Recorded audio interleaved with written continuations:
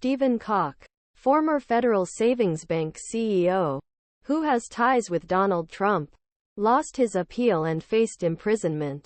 Chicago ABC 7 ITEAM learned new developments in a corruption case of former President Donald Trump's inner environment, and found a disgraceful Chicago banker charges of corruption charges. Stephen Calk, the founder and former CEO of Chicago-based Federal Savings Bank, lost a federal conviction to conspiracy to bribe the Trump cabinet position.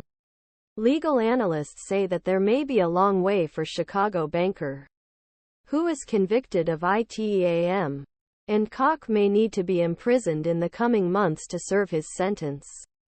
At beginning the Trump presidency, Calk worked at National Economic Advisory Committee, a task prosecutors.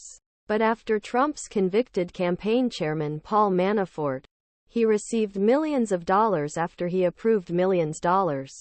This was not the only person that Quid-prog-Calk had hoped for Manafort.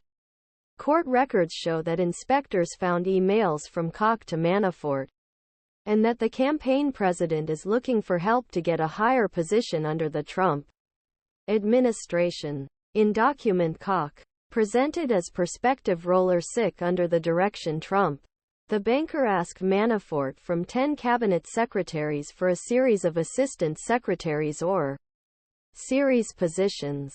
According to records presented at Calk's hearing, Calk was the most important of Army. In contrast, Calk approved a $16 million loan for Manafort through its bank, despite many red flags and significant risk factors in Manafort's finance.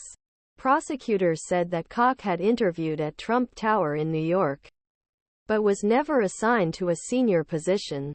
However, in following years, inspectors said that Calk made false and misleading expressions, including never won a position in presidential administration to federal regulators.